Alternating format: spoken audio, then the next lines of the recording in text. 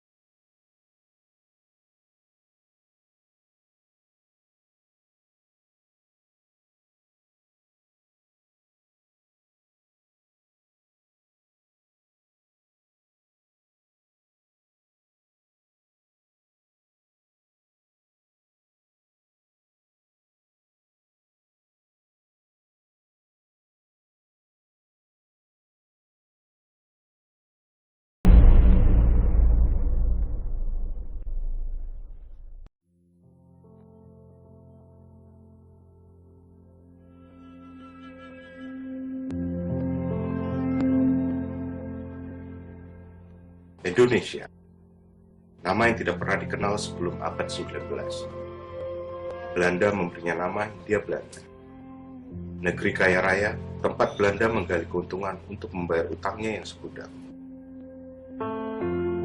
Belanda menggali keuntungan bukan dengan jalan yang fair, bukan melalui perdagangan yang adil, melainkan pemaksaan dan eksploitasi. Gubernur Jenderal Van der Bos memaksa petani-petani Jawa menanami 20% tanahnya dengan tanaman ekspor, kopi dan tebu. Hasilnya diboyong ke Nederland. Dalam sekejap, Belanda terbebas dari jeratan hutang. Dalam sekejap pula, krisis pangan melabrak Pulau Jawa. Cirebon dan pedalaman Jawa Tengah dilanda bencana pangan mahadahsyat. Munculnya kelas menengah kritis di negeri Belanda membuka kritik luas atas perlakuan Belanda di tanah jajahan. Balas budi adalah slogan mereka. Balas budi karena Belanda lolos dari kebangkrutan berkat kekayaan alam tanah jajahan. Politik balas budi, politik etis. Siapa yang menyangka politik etis sebagai membuka kotak Pandora? Pendidikan untuk pribumi bukannya melahirkan rasa hormat kepada Belanda, tetapi justru memercikan api nasionalisme.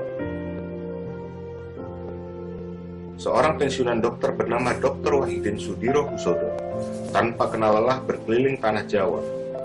Ia mengajak elit-elit agar mau membentuk organisasi modern untuk memperkuat posisi pribumi. Namun sambutan atas ide tersebut nyaris nol. hingga suatu saat beberapa mahasiswa Stovia menyambut seruannya. 20 Mei 1908 adalah sebuah tonggak ketika Sutomo, Suraji, Gunawan Mangunkusumo mendirikan Budi Utomo.